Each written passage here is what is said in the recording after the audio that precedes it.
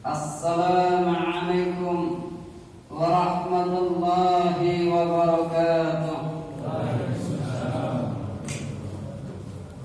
Alhamdulillahilladzi waqafa. Assalatu wassalamu ala sayyidil mustafa wa ala alihi wa sahbihi ahli sidqi wal wafa. Asyhadu an la ilaha illallah wahdahu la syarika lah wa asyhadu anna sayyidina Muhammadan abduhu wa rasuluhu la nabiyya ba'dah. Allahumma fassalli wa sallim ala sayyidina wa habibina wa syafi'ina wa maulana Muhammad wa ala alihi wa sahbihi ajma'in.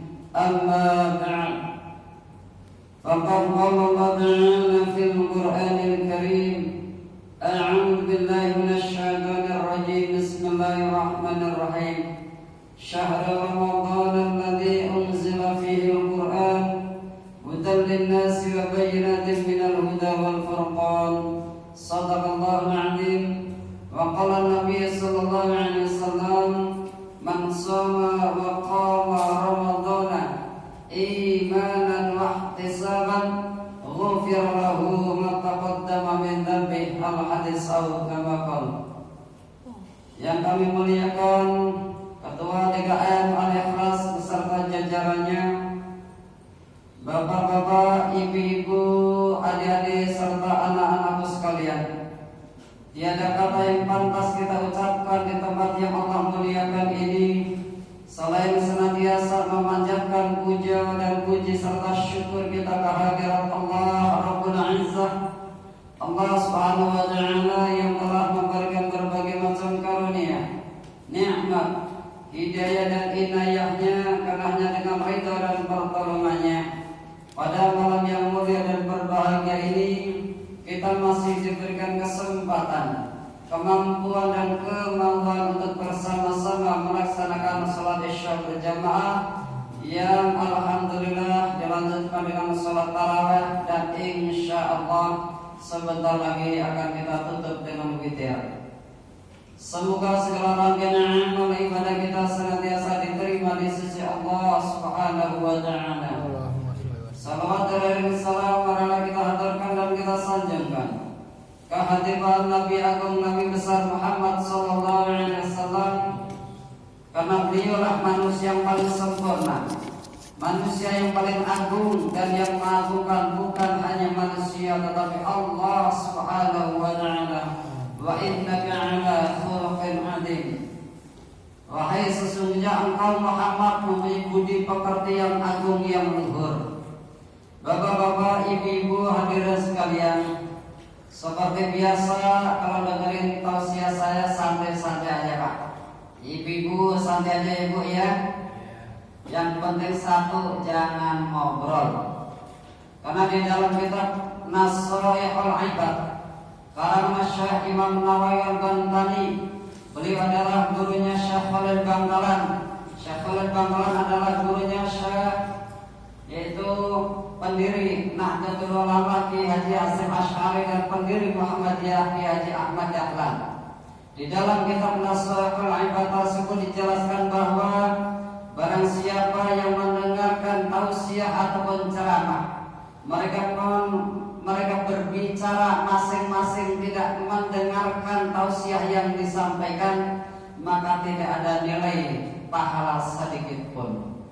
Begitu pula barang siapa mendengarkan tausiah ataupun ceramah, mereka mendengarkan dengan seksama, berusaha untuk memahami dan mengamalkan apa yang disampaikan, maka mendapat pahala lebih utama daripada menengok 1000 orang sakit, sholat 1000 rakaat, dan mensolatkan 1000 jenazah. Subhanallah.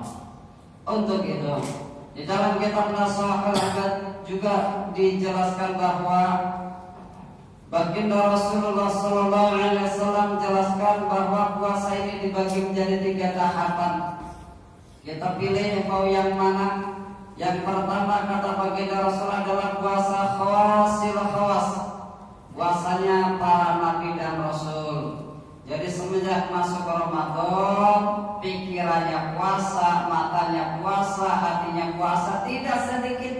berpikir tentang dunia. Bahkan para nabi dan rasul itu 3 bulan sebelum datang bulan suci Ramadan sudah mempersiapkan, termasuk para aulia, para wali-wali Allah. Ini namanya puasanya khawasil khawas. Dan puasa yang kedua adalah khawas. Puasanya yaitu apa yang dijanjikan Rasulullah SAW. Man shoma, barang siapa puasa bulan suci Ramadan, wa qama, dan mendirikan selama puasa, selama malam Ramadan kita isi dengan kegiatan-kegiatan yang bermanfaat. Contohnya baca Al-Quran diperbanyak, zikir perbanyak, sholat sunnah diperbanyak. Dan tidak cukup seperti itu aja, masih hal-hal banyak yang kita lakukan di dalam mengisi bulan suci Ramadan. Termasuk mata kita berpuasa, mulut kita berpuasa dan bicara yang dusta, dari marah-marah. Telinga kita juga puasa dari riba, membicarakan kejelekan orang lain. Nah, ini maka apa dijanjikan baginda Rasul, man shoma wa qama ramadanan imanan wa ihtisaban ghufira lahu ma taqaddama min dhanbihi, maka akan diampuni dosa-dosa kita. Nah, terus yang terakhir nih, kebanyakan manusia nih kata Rasul, ya, kamin shaimin, barang siapa berpuasa alaysa lahu min siyamihi, tetapi dia gak ada nilai pahalanya sedikit pun kata Rasul, ilal ju' wal atas, kecuali hanya lapar dan haus yang dia dapatkan. Sahabat serentak langsung bertanya, kenapa ya Rasul? Rasulullah SAW menjelaskan, karena nilai pahalanya sudah dirusak, pagi-pagi sudah marah-marah. Tuh, marah-marah merusak nilai pahala puasa. Siang diki sudah berkata dusta, berbohong kan sudah jadi lalapannya tiap hari. Kalau nggak bohong sakit gigi katanya. Nah, ini berdusta pun merusak nilai pahala puasa. Yang siang diki sudah ghibah, membicarakan kejelekan orang, walaupun itu keluarganya sendiri, anaknya, mantunya, besanya diomongin, itu merusak nilai pahala puasa. Dan sore-sore kata Nabi Burid melihat lain jenis dengan nafsu syahwatnya, ini pun merusak nilai pahala puasa. Makanya kata Rasul, laisa lahu min siyamihi, gak ada nilai puasanya sedikit pun ilal ju' wal atas, kecuali lapar dan haus. Untuk itu saya mengajak kepada bapak-bapak dan ibu-ibu hadirin sekalian, marilah kita isi puasa bulan suci Ramadan ini dengan sebaik-baiknya. Karena tidak ada yang jamin bahwa Ramadan tahun lalu kita masih diberi panjang umur, masih diberi kesehatan. Marilah, kata Imam Ghazali, jadikanlah Ramadan tahun ini seolah-olah Ramadan terakhir untuk kita, sehingga kita berlomba-lomba untuk beramal sholat, berlomba-lomba untuk menjaga nilai-nilai pahala puasa. Nah, di bulan suci Ramadan ini kita perbanyak baca Al-Quran. Kata Al-Quran, Allah Subhanahu wa Ta'ala menjelaskan, Al-Quran itu nanti akan datang kepadamu, terutama ketika kita di alam barzakh kita sendirian, tidak ada yang menemani. Makanya di dalam kitab Daqaiqul Akhbar dijelaskan, ketika mayit masuk ke liang lahat, yang mengantar 7 langkah meninggalkannya, maka datanglah di situ. Tinggal tergantung banyak amal ibadahnya atau banyak dosanya. Kalau banyak ibadahnya, maka akan menjelma seperti seorang lelaki yang ganteng, yang gagah perkasa. Mereka akan berkata kepada si mayit tersebut, sedangkan si mayit pada tanya itu siapa, belum pernah kenal kegantengannya selama di dunia. Mayit bertanya, man anta, siapa engkau? Maka orang tersebut mengaku, ana amalukas sholat, aku adalah amalmu yang sholat, bacaan Al-Quranmu, sedekahmu, puasamu yang kau lakukan dengan keikhlasan, inilah aku. Sebentar lagi akan datang kepadamu 2 malaikat Munkar dan Nakir, akan menanyakan kepadamu, kamu tenang-tenang saja, saya akan menjawab semua pertanyaannya. Dari pertama marrabbuka, siapa Tuhanmu, wa man nabiyuka, siapa nabimu, wa madinuka, apa agamamu, wa man kitabuka, apa kitabmu, wa ma ikhwanuka, siapa saudaramu. Maka orang menjelma ini karena banyak amal soleh yang kita lakukan selama di dunia, dia menjawab akan ditanya selama 7 hari. Jadi kalau ibarat jenazah itu dimakamkan jam 1 siang, setiap jam 1 siang itulah malaikat akan datang. Dan setelah ditanya selama 7 hari bisa menjawab dengan sempurna, dengan benar, maka malaikat berkata kepada si mayat tersebut, tidurlah kamu seperti tidurnya pengantin, tidur lelap, nanti bangun-bangun sudah hari kiamat. Dan barang siapa dimudahkan jalan barzakh, kata Rasulullah, maka akan dipermudah lagi nanti perjalanannya ke akhirat. Yang kedua, karena yang dimakamkan ini banyak dosa dan kesalahannya.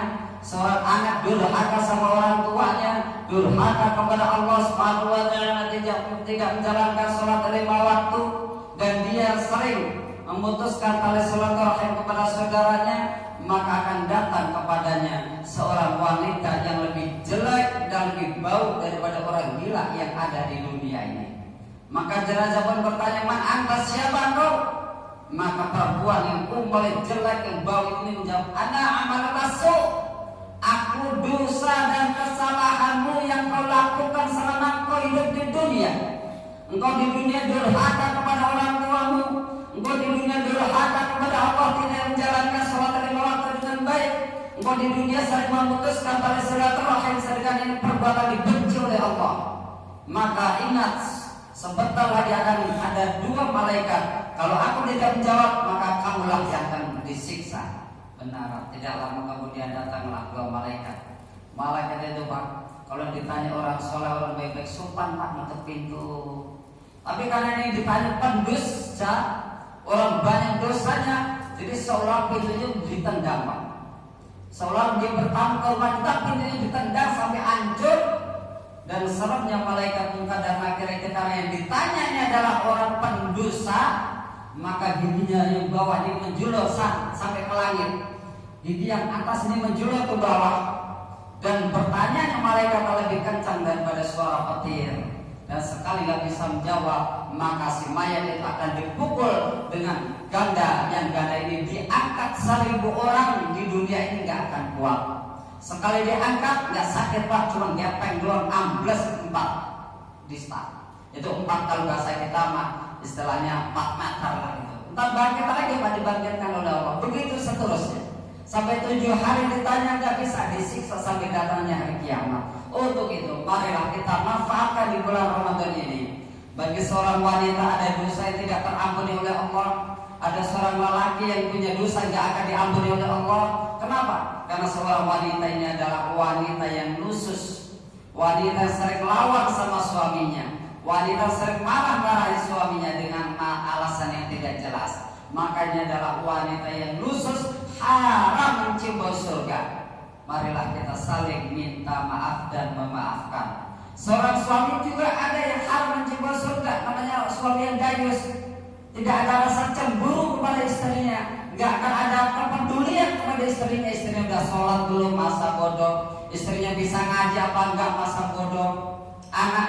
Anaknya yang Allah amanahkan kepada kita bisa ngaji apa enggak masa bodoh. Ini adalah seorang suami yang dayus, haram mencium bau surga. Untuk itu di bulan Ramadan ini, bulan yang agung, bulan yang baik, marilah kita manfaatkan, kita introspeksi, evaluasi kepada diri kita masing-masing dengan penuh harapan Ramadan ini adalah Ramadan terbaik untuk kita semua. Untuk itu marilah kita berdoa, bermunajat kepada Allah Subhanahu wa taala.